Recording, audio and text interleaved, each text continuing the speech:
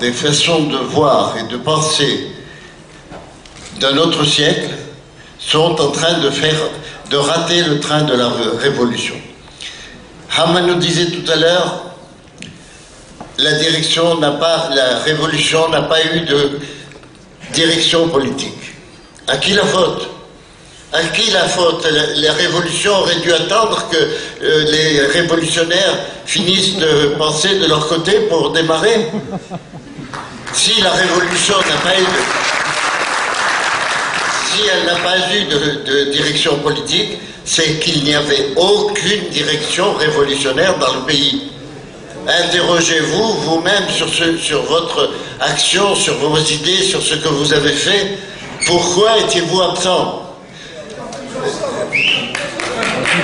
Ça va, les Tunisiens de Sidi Bouzid étaient pires qu'en prison, ils étaient sous les balles.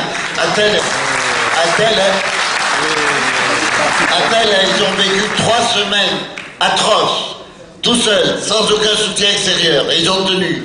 Et grâce à cette résistance héroïque, la révolution est retournée à Sidi Bouzid, est retournée à Kasserine. Ensuite, elle a gagné les côtes et finalement, elle a vaincu à Tunis. Non, il ne faut pas dire. Il n'y a pas de prétexte. Il n'y a pas de justification. Il y a des faits.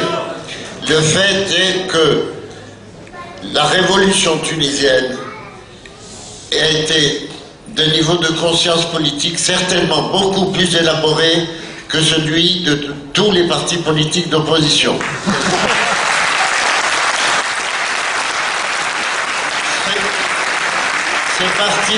Ces partis politiques d'opposition couraient derrière la révolution, reprenaient 2 jours après les slogans de la révolution, jusqu'au 15 janvier, jusqu'au 16, jusqu'au 18, les militants révolutionnaires disaient non, il ne faut pas demander l'interdiction de l'URCD parce qu'on ne commence pas une démocratie par un geste d'interdiction d'un parti, alors que les manifestants de la Casbah disaient RCD dégage.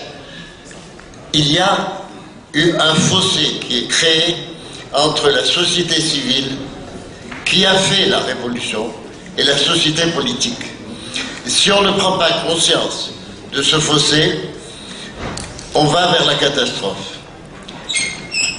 J'ai aussi été étonné, surpris, enfin pas véritablement surpris, mais étonné du déni de la classe politique, des partis politiques, pour quelque chose quand même qui est au moins numériquement beaucoup plus important que les partis politiques, c'est les comités de protection de la révolution. Ces comités qui existent maintenant dans 20 gouvernorats, qui se créent un peu partout, qui se créent tous les jours à des niveaux locaux, régionaux et maintenant nationaux, ces comités sont balayés d'un simple geste et on nous informe qu'ils sont les bienvenus au Conseil. Mais qui c'est ce Conseil? Quelle légitimité il a? Pourquoi les comités issus de la société civile rentreraient dans ce Conseil sans discuter, sans rien? Mais les comités qui sont issus de la société civile ne veulent pas le pouvoir politique. Il faut bien se dire ça. Notre rôle, à nous qui nous réclamons de la société civile sous toutes ses formes, ce n'est pas de conquérir le pouvoir politique. C'est de surveiller les politiques, de surveiller le pouvoir et de dénoncer chaque fois qu'il y a une déviation, chaque fois qu'il y a un recul. Messieurs les politiques, que vous soyez du front du 14 janvier ou de n'importe quel autre de l'autre parti, faites votre boulot. Faites votre boulot et essayez de nous présenter des programmes. Ne croyez pas que vous pourrez nous rejouer le coup du RCD ou du FLN en Algérie avec des fronts qui vont discuter entre eux, à l'écart du public, de leur programme. Vous allez faire des petits arrangements entre vous et ensuite nous proposer des listes et des programmes communs. Nous ne voulons pas. Nous voulons...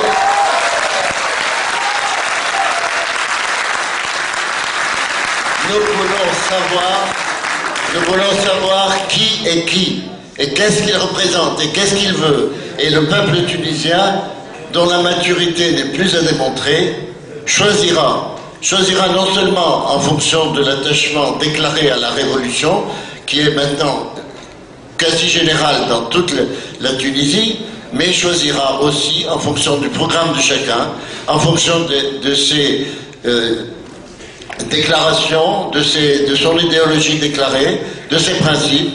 Et là, on pourra avoir des gens qui expriment des intérêts politiques différents parce que la société est différenciée.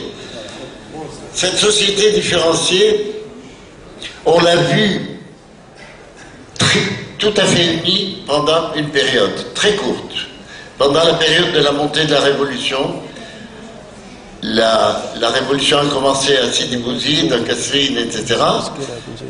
Et grâce à cette jeunesse extraordinaire de ces régions qui ont pris des photos, qui les ont diffusées, grâce à tous les jeunes de Facebook, ils ont gagné à cette révolution l'ensemble de la société tunisienne, qui s'est retrouvée dans la revendication de dignité, qui a reconnu dans le mépris, l'arrogance et la sauvagerie avec laquelle on traitait les premiers manifestants, qui a reconnu la façon dont on gouvernait en général et qui a refusé ça. L'élan, une fois passé, la société est redevenue société diverse, avec ses classes, avec ses intérêts différents. Maintenant, le problème est de réunir ces intérêts, de trouver le dénominateur commun, de trouver ce qui peut ramener la bourgeoisie, la petite bourgeoisie craintive de Tunis avec la révolution, de trouver ce qui peut empêcher les travailleurs qui revendiquent pour des objectifs tout à fait légitimes, mais qui se font parfois avoir par la surenchère d'anciens RCD, qui se laissent parfois entraîner par une situation, qu'ils réfléchissent à la façon de mener leur combat en accord avec le reste du peuple. Et pour cela, on voudrait bien entendre les politiques nous expliquer ce qu'ils ont à dire sur ces problèmes. Moi, ça ne m'intéresse pas qu'on vienne me dire le Mejlis ou quoi que ce soit. De toute façon, jusqu'à nouvel ordre, et tant qu'il n'y a pas de programme clair, une direction du pays ou une autre, c'est la même chose. C'est la même chose, elle décide de tout en dehors du peuple. Ce qu'il faut, ce sont des gens qui rendent compte individuellement et collectivement de leurs actes, de leurs pensées et de leurs programmes. Si vous, les gens du 14 janvier, vous savez dessiner vos contours individuels de chaque parti, vous savez expliquer ensuite qu'est-ce qu'il y a de commun et qu'est-ce qu'il y a de différent. Si, quand vous vous présentez devant le peuple, vous vous présentez en disant « Voilà, moi je suis POC, je suis nationaliste arabe, je suis ceci ou cela, mais je suis dans le fond du 14 janvier, parce que il y a ça qui est en commun et il y a ça qui est différent. » À ce moment-là, on aura confiance en vous. Sinon, vous savez ce qui va se passer. Pendant un certain temps, le chaos politique va rester, que le Mejlis soit ou non accepté par le pouvoir, parce que c'est ça qu'il a demandé, c'est au pouvoir de le nommer par décret. Donc qu'il le fasse ou non, il y aura un chaos général, les élections, même à la constituante, seront ramenées à des luttes de clans, de régions, on verra ressurgir tout ce qu'il y a de plus primitif dans la société, et on n'avancera pas. Mais tôt ou tard, cette révolution qui a été capable de sortir, d'inventer les mots d'ordre, d'inventer des formes, de comprendre que la domination n'était pas la domination d'un homme, c'était un système d'un parti unique. Et c'est pas par hasard que c'est la même révolution qui se produit en Égypte, c'est la même qui se produit en Algérie, ce sont les mêmes révolutions qui se produisent partout où il y a un parti unique. Ce parti unique qui a su faire taire les oppositions politiques ou les orienter dans des voies de garage et qui, par son oppression de l'ensemble de la société civile, finit par provoquer la révolution de ces sociétés.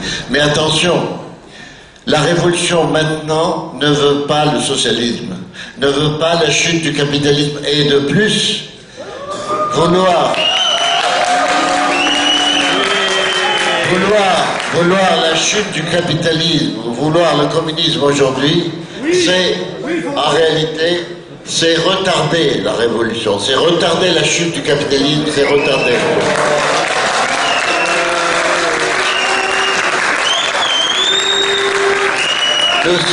Nous sommes dans une phase de révolution démocratique bourgeoise, même, pour reprendre.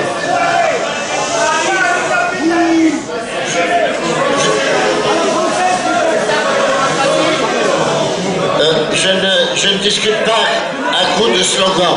Je fais des analyses politiques. Si vous n'êtes pas capable de me suivre, allez ailleurs. Bravo. Je vous dis que la révolution actuelle est une révolution démocratique bourgeoise. C'est une démocratie, c'est une révolution qui va libérer les forces productives de la société, qui les a déjà débarrassées des parasites qui les bloquent et qui va les diriger, qui va les débarrasser. Si on croit qu'on peut sauter la phase du développement démocratique bourgeois, ben on va tout droit dans le mur, et ne vous en faites pas. Continuez à donner des mots d'ordre complètement irréalistes, ne vous en faites pas, le peuple trouvera ces dirigeants qui, eux, sauront se diriger.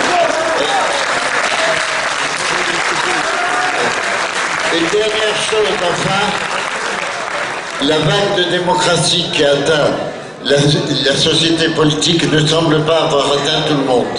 Je peux dire des choses qui ne vous plaisent pas, mais je mourrai pour avoir le droit de les dire, je mourrai pour que vous ayez le droit de dire vos conneries. Voilà.